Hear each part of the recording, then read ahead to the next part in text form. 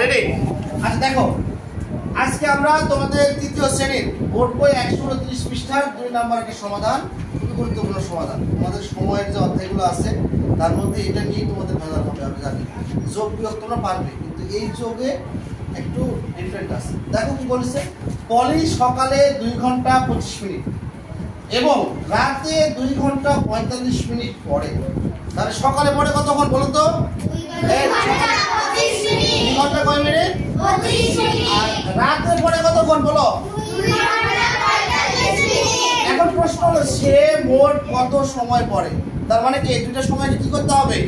যোগ করতে হবে, তাই না? কি করতে হবে? যোগ। তাহলে আমরা তো যোগ করার নিয়ম জানি। আমরা প্রথমে এই পাশে ঘন্টা লিখবো, এই পাশে কি লিখবো? মিনিট লিখবো।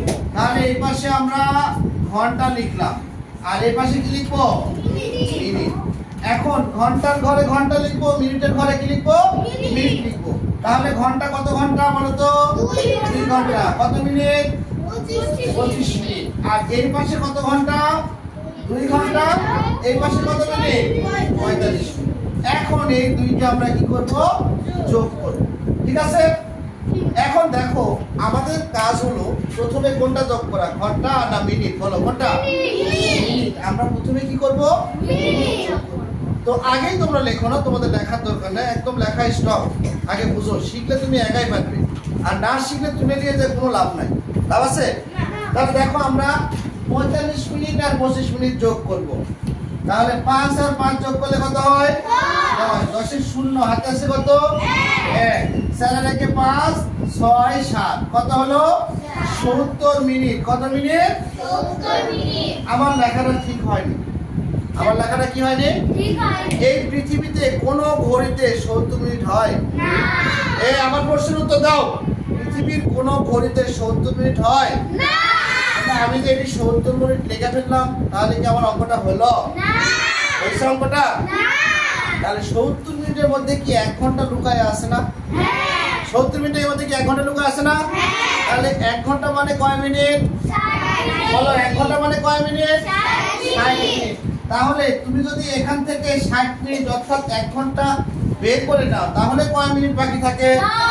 10 মিনিট। কয় মিনিট? 10। ওই 10 মিনিটে আমরা এই জায়গায় লিখবো।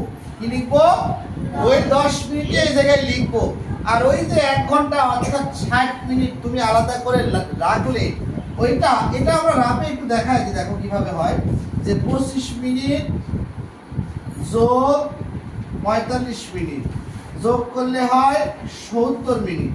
এই 70 মিনিট থেকে আমরা 60 মিনিট বাদ দিব। বাদ দিলে থাকে কত মিনিট? 10 মিনিট। এই যে 60 মিনিট অর্থাৎ 1 ঘন্টা বাদ দিলে, এই 1 ঘন্টা কি তুমি ফেলে দিবে?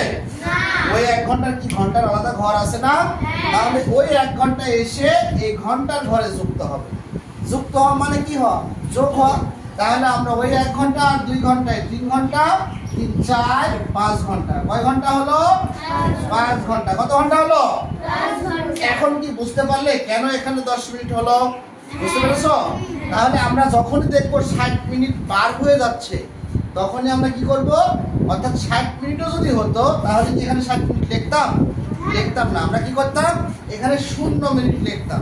কারণ 60 মিনিটে 1 ঘন্টা। ওই 1 ঘন্টা হয়ে গেলে আমরা এই পাশে ওই 1 ঘন্টা নিয়ে চলে আসবো। শুধু 59 মিনিট হলে এখানে লিখতাম। 59 এর কম যত আছে তত মিনিট হলে এখানে লিখতাম। 60 মিনিট হলে বা 60 মিনিট পার হলেই আর এখানে রাখা যাবে না। কারণ 60 মিনিট মানেই তো 1 ঘন্টা। পৃথিবীর কোনো ঘড়িতে 60 মিনিটের হয়? 60 মিনিট কিন্তু হয় না। 59 এর পরে আরেক ঘন্টায় যুক্ত হয়। কথা বুঝতে পারছো? তাহলে আমরা কতক্ষণ পরে সে? অতএব সে 5 ঘন্টা 10 মিনিট পরে। মনে থাকবে? এখন তুলে নাও। আশা করি বুঝতে পারছো। ধন্যবাদ সবাইকে। আল্লাহ হাফেজ।